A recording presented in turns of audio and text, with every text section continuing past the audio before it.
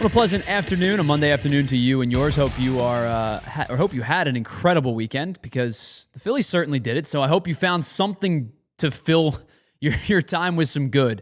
Welcome into the PHLY Phillies podcast. Tyler Zuli here. Thanks for hanging out with us. We are live for the next half an hour as the Phillies drop 2 of 3 to the St. Louis Cardinals over the weekend and drop 4 of 6 on the road trip. They finished the road trip in Atlanta and St. Louis 2 and 4. And we'll get into all of it in just a minute. But before we start to break down the X's and the O's, I do have some exciting news to tell you. Since we've restructured this show a little bit, obviously the live shows have been Monday and Friday, Monday being a half an hour, Friday being an hour.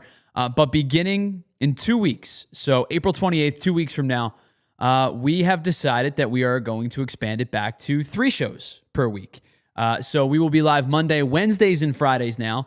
And we are really, really excited. I'm really excited because I think the videos are fun. I enjoy doing the videos. I get to nerd out a little bit, do a little bit deep dive, breakdown, and stat stuff like that. But the live pods, the live videos are where I get to hang out with you. You know, you're in the chat. I get to interact with you. If you're in a diehard, you're in our Discord. I feel like it's more personal that way too. So I'm really excited to add this third show to the mix. And it'll be a good bridge between Monday and Friday. We'll more times than not be wrapping up a series and getting to look ahead to the weekend series in just a couple of days. So I'm really, really excited about that. And I wanted to let you all know that 2 weeks from today, April 28th, we will be back to we'll be changing to 3 days live and 2 days pre-recorded videos. So Monday, Wednesday, Friday will be live. All right, let's get into the weekend series and the road trip that was. Friday and Sunday, the Phillies accumulated 6 total hits between the 2 games. 3 hits on Friday and 3 hits on Sunday. They got shut out 2 of these 3 games. And Tom McCarthy made mention of this on the broadcast, that the Phillies were shut out 5 times in 2024. They were shut out twice this weekend.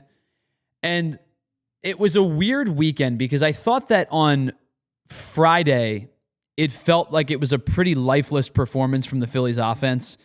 And like I said, the 3 hits were just a part of it, but I thought the at-bats just didn't feel great. The Phillies hit a couple of balls hard that didn't result in any hits. So Rafael Marchand, 104 off the bat, out. Nick Castellanos, 104 off the bat, out. Kepler and Schwarber, 102 apiece off the bat, out. The Phillies hit a couple of balls hard on Friday, but it was a pretty lifeless performance. Their expected batting average was 226, so it's not like they really had a day where it was we hit the ball hard, but nothing to show for it. And then on Sunday, it kind of felt like a similar trend where the Phillies didn't have a base runner after the 4th inning. And in fact, Cardinals pitching retired 20 straight hitters to end the game. I used the word lifeless on Friday, so I didn't want to use it again yesterday. But we do the PHLY Phillies recap in 60 seconds. And what it's meant to be on Twitter is a brief recap of the game, hit the bullet points in and out, right? It's supposed to say, hey, Phillies win, Phillies lose. Pitcher was good, pitcher was bad. Here's who in the offense was good, here's who in the offense was bad. And sometimes they're 65 or 70 seconds. One time I went 2 minutes because it was just a fun game. Yesterday I had a 49-second recap. And I said on Twitter, it's a 49-second recap because there wasn't 60 seconds worth of things to talk about. And you say, well, Tyler, 11 seconds doesn't seem like that much. There weren't 11 seconds worth of good in this game yesterday from the Phillies. And so it was a disappointing series for the Phillies, right? And I think people's frustrations are mounting because of the fact that some of the things that we pointed to in the offseason as to what might be weak points for the Phillies a lot of those things so far, despite the fact that they're 9-6, and we're going to get to that in a second because I think that's the overarching conversation, is despite the fact that they're 9-6, a lot of the things that people have been frustrated about have kind of come to fruition. The ones that people worried about in the offseason have kind of been true. And the two things for me that were the most troublesome, the most worrisome, were the depth of the bullpen, which has clearly been tested for the first couple of weeks because of losing Hoffman and losing Estevez and not really replacing those guys with similar level pitchers. You bring in Romano, who has struggled, a little bit in the early portions of the season and has kind of already lost a grip on high leverage relief appearances. Orion Kerkering was asked to step up. You were hoping that Alvarado would bounce back. He has so far. He's been really good out of the bullpen. But you were really asking a lot from Alvarado, Strahm, and Kerkering because you didn't really replace those guys. And because of that, you put a strain on the lower portions of your bullpen. And so the depth has been tested. And then the other thing to me, the other question mark heading into the season was the center field position. And I have said this before, and maybe I'm a little bit too harsh on Brandon Marsh for the player that he is. But I have said before that I just simply don't trust Brandon Marsh anymore in center field. And quite frankly, I don't think he's an everyday player. And I'm not sure how much of a platoon player he is. In years past, I've watched Brandon Marsh be really successful against right-handed pitching. The power was a little bit better. He was able to go gaps to gaps. And the thing about Brandon Marsh was he wasn't good against left-handed pitching. That's been the conversation about Marsh his entire career. It's why he's been about a 450 plate appearance guy each and every season. This year I'm seeing, and at the end of last year I saw them too, and this year I'm seeing struggles against right-handed pitching that has really given me pause for concern. He's getting elevated and he's chasing. He's being taken up the ladder and he's chasing high fastball, and then he's chasing low and away, breaking ball, and down and away, off-speed stuff. And so, to me, the two question marks about the team heading into the season were the center field position and the bullpen depth, and they have been questionable to this point. And so that brings us to Alec Bohm. And Alec Bohm has struggled mightily since the second half of last year. And we headlined a lot of the reasons as to why I think Alec Bohm is struggling on Friday. I think pitch selection's been poor. I think the amount of pitches that he's seeing has just not been enough. He was at 3.14 and raised his number this weekend to like a 3.2 something by the fact that he was seeing 4 pitches in an at bat. I think he had a 7-pitch at bat on Saturday. But the amount of pitches that he's seeing just simply aren't enough. And so this is where there was a lot of rambling. And so this is what I'm getting to. I'm kind of bringing this whole thing bigger picture. I think the macro versus the micro is where I draw the line on frustrations and criticism. And so the macro is you're 15 games into a 162 game season. Tonight's game will be the closest estimation to 10% of the season that we can get to, right? Because there's not a 0.2. But the Phillies will play their 16th game tonight. They are currently 9-6. They've won more games through the first 15 games than they had in each of the last 3 seasons. 2022, they went to a World Series. 2023, they went to an NLCS. Last year, they won 95 games. And even though they had an unbelievable start to the season, did not win 9 games to start the year. They had 2 soft landing series to begin the year and won both of them and did what they needed to do by going 5-1. They took a series against the Dodgers, who have, struggled against the Cubs since then, but the Dodgers were 7-0 coming in to that series. And so macro-wise, most of the league hovers right around 500 until the end of May or early June. So macro-wise, they're 9-6. They're a game back in the National League East. Record-wise says that they're playing good ball, and that is true with the exception of these last 2 series, which have clearly been frustrating, and you have a right to be frustrated, and that's where we get to the micro. The micro is individual players. It's individual series. It's certain things that you can break down on a game-to-game or a week-to-week basis that have tangibility to them, and that's where I think your frustrations are valid. if I said to you the Phillies are going to play 9-6 ball over a 15-game stretch, multiply that by 10, the Phillies would be 90-60 after 150 games.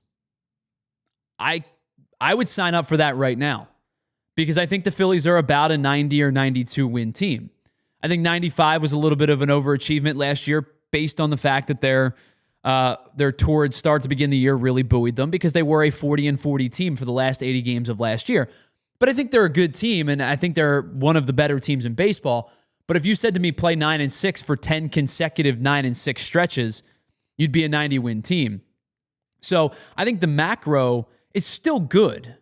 The micro is where you can start to argue things, and that's where we're going to kind of get into today because we've talked a lot about Alec Bohm, but I think there is a difference between Alec Bohm's struggles and Brandon Marsh's struggles. And before we do that, because that's kind of the main topic of today, before we do that, I do want to pause and tell you about some of our friends here at PHOI.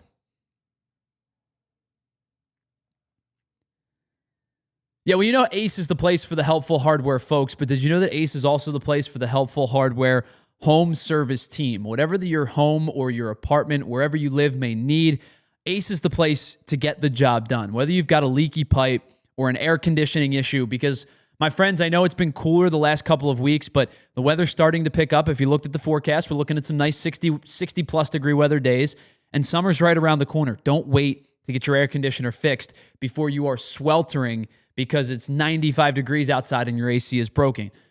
If you've got a faucet that you said you were going to fix and haven't done it yet, head on over to our friends over at Ace, because from plumbing or heating or cooling, they've got the trusted pros to keep your home humming all year long. Visit Ace Hardware Home Services online at acehardwarehomeservices.com. They bring helpful home. They are the helpful that you love in store now right to your front door. You can get started on your next project right now at acehardwarehomeservices.com. Let me tell you about one of our new friends here at PHOI, and that is our friends over at Ashley, because just like spring is starting to bloom, low prices are also doing it as well. So spring into savings with our friends over at Ashley. Save up to 50% off living rooms, bedrooms, dining rooms, and you can have it all delivered to you free. My wife and I bought a couple of dressers from Ashley over the fall. They're in our bedroom now. We had to do a little rearranging because they're a little bit bigger, but man, they are so much nicer than the dressers that we had because we brought our dressers from when we were in college, right? They were the hand-me-down dressers that we got, and we went out and spent a little bit of a couple of bucks, but we love the dressers that we got from Ashley. They are so nice in our bedroom. Plus, you can get long-term no-interest financing, which is exactly what we took advantage of. We paid a little bit up front. We were able to get the long-term no-interest financing, which we've paid off, and it was made our budgetary restrictions a little bit easier. So save on top brand mattresses and get free delivery, setup, and removal. Don't wait. Spring into savings now at Ashley, South Jersey, and in Philadelphia. Financing with approved credit, minimum purchase required. Some exclusions may apply. See store for complete details. Hurry to Ashley. Visit ashleyfurniture.com for more information. Welcome back to the PHOI Phillies podcast, brought to you by Bet365. Whatever the moment, it's never ordinary with our friends over at Bet365. And so let's break down the Brandon Marsh versus Alec Bohm issues. And before I do that, the one thing I do want to say is, when you have a group that struggled over a weekend or a week like we talked about, I think when you criticize a player, well, somebody will naturally go, well, what about this guy? What about the guy that's making a ton of money? Well, I just knocked my charger out of my laptop. What about the guy that's making a ton of money? What about your franchise player? What about this or what about that? Or what about the ace that didn't pitch well or whatever the case may be? And I'm a big believer in multiple things can be true at once. And so when I highlight struggles, it's not letting another player off the hook. It's not letting a team off the hook, right? So it's, if I say Brandon Marsh is struggling and you go, well, he's your 8-hole hitter, what about Bryce Harper's weekend? Bryce Harper didn't have a particularly strong weekend either. Or what about, if JT struggles or Kyle Schwarber struggles or the guys that are making big money? Multiple things can be true at once. And so if we're highlighting Brandon Marsh's struggles, it doesn't necessarily mean that we're letting another player off the hook. But I think to me, when it comes down to the difference in Alec Bohm versus Brandon Marsh's struggles, is the perception of that they're similar. And I don't think that they are. And I talked about this on Friday. Like, there is a balancing act between expected numbers and actual numbers. And so Alec Bohm is struggling actually, right? Numerically, he's hitting 150. He is struggling actually. I do think there is value, though, to the unlucky nature of some of the things that Alec Bohm has done. There was a stat, I talked about this on John Mark's show today. There was a stat before Sunday's game where Alec Bohm, based on expected slugging versus actual slugging, is one of the most unlucky hitters in baseball to start the season. I'm not excusing Alec Bohm. Sometimes you just have to put a ball in play, and a bloop is as good as a line drive in the book. And so a base hit is sometimes a cure-all when you're hitting the ball hard and not getting anything to fall. And that's kind of the fickle nature of baseball, right? Baseball is such a frustrating sport where you could hit 4 balls, screaming line drives, liner to the shortstop, out, liner to the third baseman, out, line drive in the gap, center fielder makes a nice play. And you're 0 for 3 despite the fact that you've hit the ball 100 miles an hour 3 times. And then sometimes you hit the ball 42 feet and it's a base hit, right? And you hit a little dribbler, your bat shatters, and you leg it out for a base hit. Well, that looks like a line drive in the book, right? It looks like, and especially if you come around to score or you cause havoc on the base paths or whatever the case may be, it can be a slump buster. Sometimes that's what you need. And so I think that there is merit to hitting the ball hard and not coming away with results as opposed to hitting weak topped ground balls to the third baseman or popping up, and going 100 feet up in the air up the chute, but it's a pop up to the second baseman. So when Alec Bohm struggles, I have 2 things that tell me I think Alec Bohm could get out of these struggles. And the first one is the hard hit numbers. His average exit velocity is there. He's amongst the league best in average exit velocity. His expected numbers tell you he's run into some bad luck. And unfortunately, he's the only guy that can fix that because, it's beholden on you to get out of your own struggles. But maybe you need a bloop. Maybe you need a fluky base hit. Maybe you just need to get out of your own headspace. And so I do believe that Alec Bohm, I think has a better chance to bounce back than Brandon Marsh does because of all of those, those metrics. He's squaring the ball up at the 93rd percentile. He's whiffing at the 93rd percentile. He's hard hit percentages in the 80 percentile, meaning that all of those things are going in the right direction. And so while he's hitting 150 and he's not seeing enough pitches and he's not walking at all, I think he still to this day has 1 walk through 61 plate appearances. He's only seen 210 pitches in 61 plate appearances. So there are frustrations abound with the way that Alec Bohm is playing. But compared to Brandon Marsh, that's where I think the real frustration lies, is because his expected numbers are exactly where he is in real life. He's hitting 108. His OBP is 250. Now, he has walked a handful of times, which has helped buoy that OBP a little bit, but his slugging's 189. His OPS is south of 450. He has 4 hits and 37 at-bats. He does not have a hit in the month of April. His expected batting average is in the 3rd percentile. His expected slugging is in the 6th percentile. And so you can look at it and say, well, Tyler, numbers are more important than computer numbers, right? And I would agree with you to an extent, except when they're telling the story. And what the story of Brandon Marsh is right now is he's lost. He's lost. His K rates, as they've been throughout his career, are bad. He's in the 31st percentile. He's not squaring the ball up. The one number that really stands out to me is his barrel rate. He's in the 25th percentile of barrel rate. He's barreling 4.2% of his contact. He's not hitting balls hard. He's not squaring up the baseball. Last year, on 270 batted balls, he had a 10% barrel rate. And he wasn't very good last year, especially in the second half. This year on 24 batted balls, one barreled baseball for a 4.2% rate. His average exit velocity is under 90 miles an hour for the first time in 4 seasons. He's not putting the ball in the air. His launch angle is at 3.5%, which means even when he is making contact, he's beating it into the ground. His hard hit percentage is solid, but like all of those advanced metrics tell you that it lines up with what your eyeballs are telling you. And so that's a lot of numbers thrown your way, but it's saying to you that if you took luck out of the equation, because baseball can be a lucky game, if you took luck out of the equation, Brandon Marsh still stinks right now. And I hate to say it, I hate to be that blunt, but that's the matter of fact. And he recognized it. He called himself out. He said he's hurting the team. And Rob Thompson said the same thing. They asked if he's going to stay in the lineup, and he said he had to think about it. I don't think the Phillies have an everyday center fielder on the roster right now. And the platoon that they were working with isn't working. Because Johan Rojas is going to need to get more at-bats, I guess. But the alternative is Johan Rojas, and that doesn't, massively excite me either. But I think at this point, at least for the foreseeable future, you're trending towards more Rojas, less Marsh, even against right-handed pitching. Because there's nothing telling me that Brandon Marsh is going to break out of and I'm not saying he's going to go 0 for 20, or he's not going to go, what did I say it was? He's 4 for 37. He's not going to hit 108 through the entirety of the year.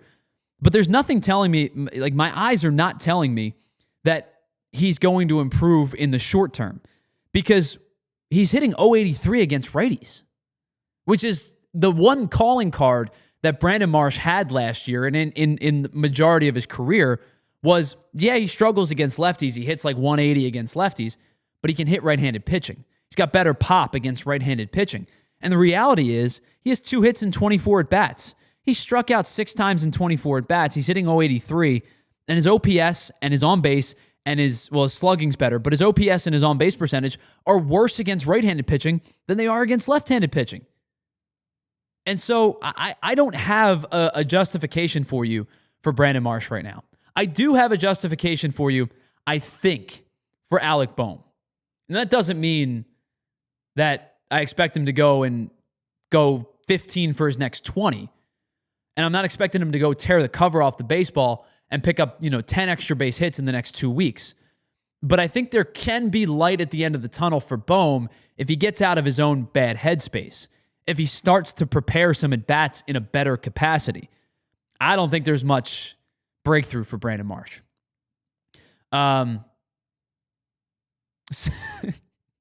Man, I don't know if that's that's not a compliment, right?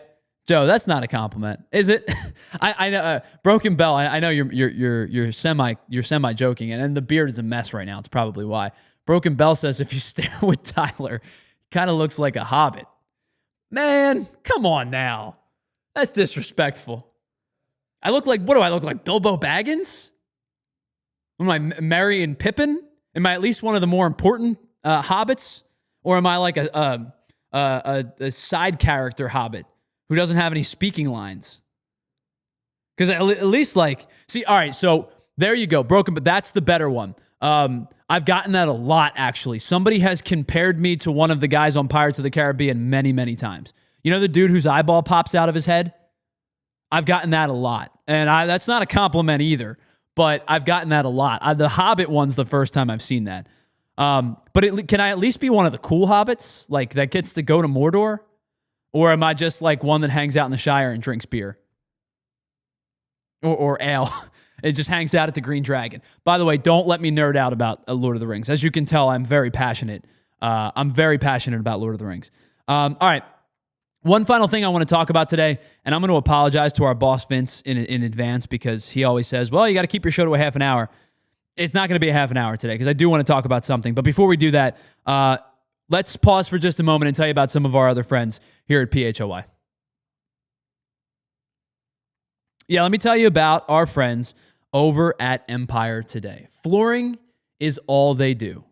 And that's important, because sometimes you go to big box stores and you can get help and you can get things done with big box stores, but they do a little bit of everything.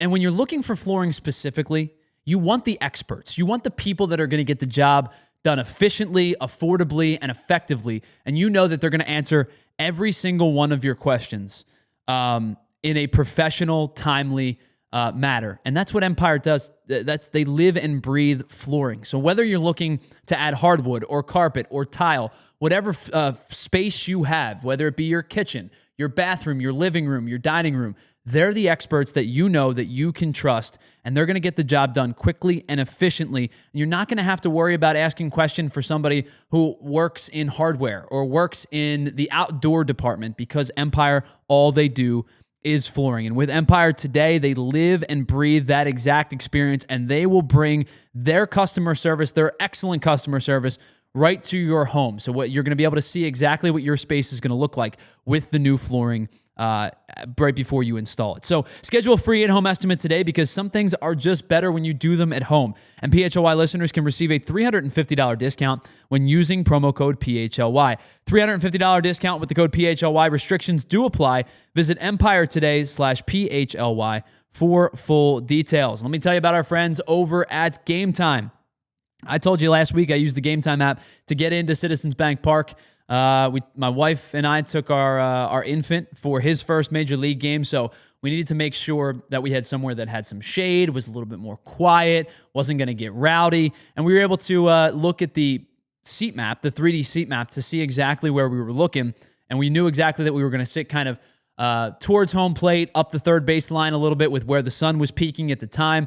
So we wanted to keep him as cool and as comfortable as we possibly could. And Game Time allowed us to do that with their awesome 3D visualization, where you're going to see exactly what section and seat you're going to be sitting at before you buy the ticket. They also offer you the best protection in all of ticketing. And they offer things like job loss protection and event cancellation protection. So you're not going to have to worry about if life gives you an unexpected hit. So what you're going to do is download the Game Time app. And when you do that, you're going to make an account, and your first purchase, use the code PHLY for $20 off your first purchase. So again, download the app, create an account, and use the code PHLY for your first for $20 off your first purchase. Terms do apply. Again, create an account and redeem the code PHLY for $20 off. Download the Game Time app. What time is it?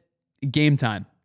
Welcome back to the PHLY Phillies podcast, brought to you by Bet365, where it's never ordinary at Bet365.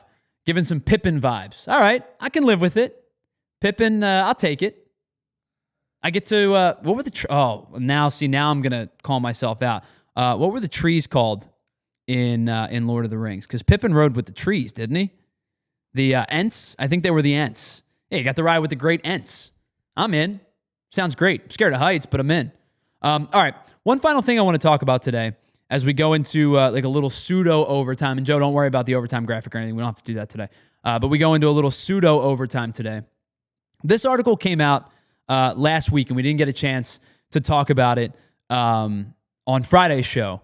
And it is the collective bargaining agreement for Major League Baseball that is set to end after next season. It'll end December 1st, 2026. So we have 2 more seasons to figure this thing out. But my friends, I think we might be heading to a lockout in a couple of years. I hate to say it, right? It's April of 2025. We have a year and 150 or 140 some odd games plus 2 postseasons to figure this thing out. And it might, I don't want to be like alarmist and sound the alarm, but the way that things are trending, I would not be stunned at all if there's a lockout before the 2026 season. One that may or may not start the year in time, one that may or may not cause the season to be truncated, one that may or may not cause the season to not be played. I don't think it's not going to be played. But I do get concerned over the conversations that have come out recently. And the big one is, of course, how owners are how money is distributed amongst teams, not in terms of revenue share, but in terms of how money's being spent amongst the teams. Because as it was said in Moneyball by Brad Pitt's character, and it was said tongue-in-cheek in a movie, but it's really true, right? There's rich teams, there's poor teams, there's 50 feet of crap, and then there's us. Well, the us is more and more teams as like the years progress. There is a real like discrepancy between what the Dodgers and the Yankees and the Mets, maybe not the Yankees so much right now, but the Mets and the Phillies and the Red Sox and the Padres up until, in recent years, there's a big discrepancy in between what they're spending and what the Pirates are spending, the A's are spending, the Rays are spending, the Marlins are spending. In fact, 7 teams are currently paying into the luxury tax and going over the threshold of $241 million. But there's also 5 teams that are spending less than $100 million. The Marlins, the A's, the Pirates, the White Sox, and the Rays. Now, owners, especially like the poorer owners, and I use air quotes for a reason, they want a cap. Rich owners that are willing to spend money, they don't want a cap because they just want to be able to, spend as much as they can and say, bleep the luxury tax. I'm going to pay into it as long as my team is making a profit and winning baseball games. And so is the likeliest scenario that a cap comes into play?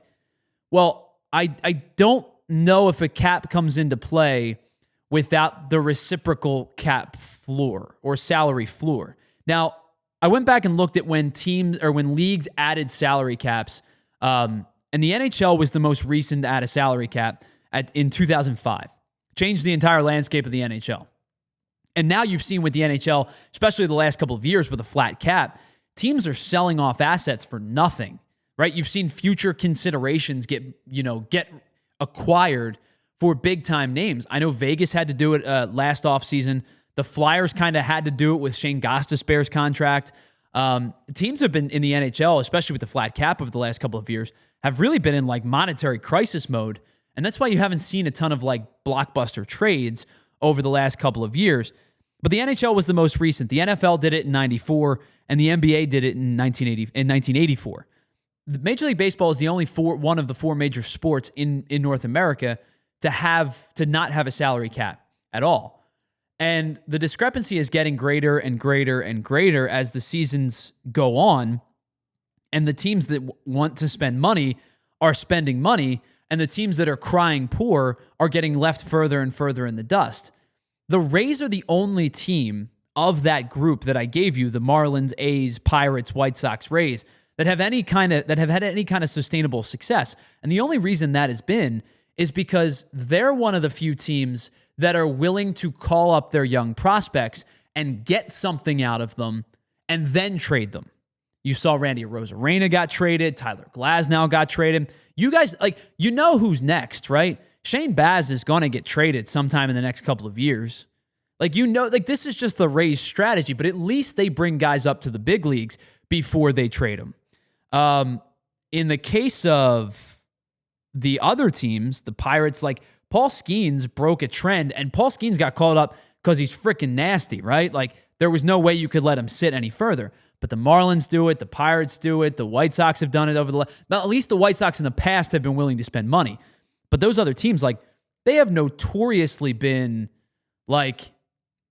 cheap organizations that just trade and trade and trade, right? Miley and Barkley's life brings up, Sandy Alcantara is going to get traded this deadline.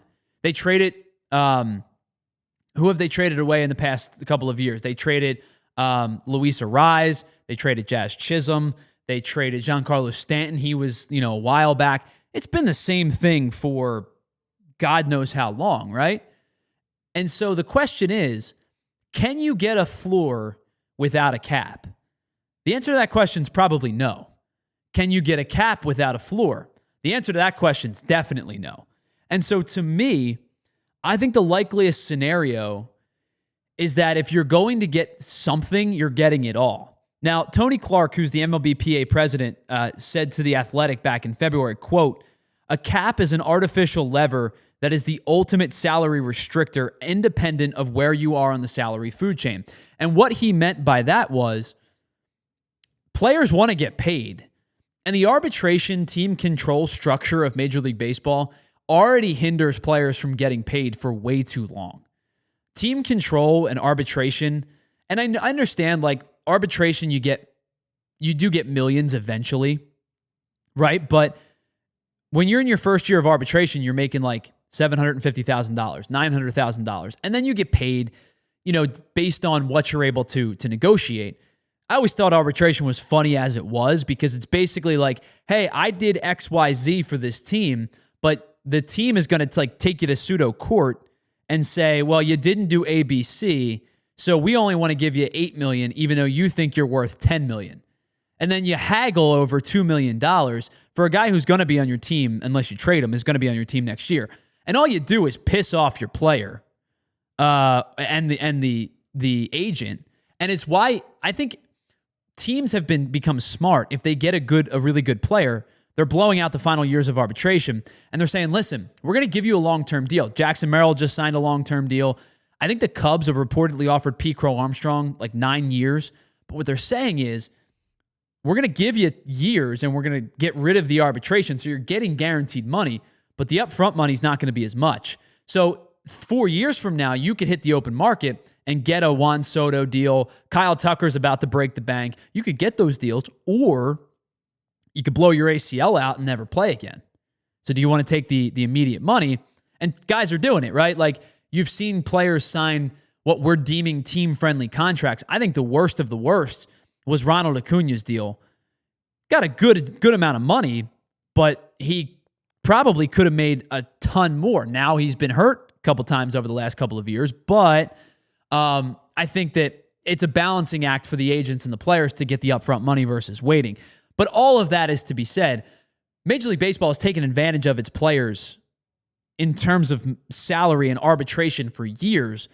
And so what Tony Clark is trying to say, we don't want to get hamstrung even further by the fact that if the rich teams are going to get hit with a salary cap and the poor teams, they're not going to rise. It's not like they're going to say, well, there's a salary cap now. Instead of spending $90 million, let's spend $190 million. It's not going to be the case. So all it's going to do is take the rich teams from spending, and the poor teams are going to still cry poor, and you're going to take $100 million off of the Dodgers payroll and $100 million off of the Phillies payroll and $70 million off the Red Sox payroll. And you get my point. It's just going to take from the rich and give to nobody. And so players are now going to continue to get hamstrung by these contracts. And so to me, I think the only two ways that you go about this strategy is that it either nothing happens or everything happens. Because I don't think the CBA is going to agree to a cap without a floor, and I don't think the poor teams are going to agree to a floor without a cap.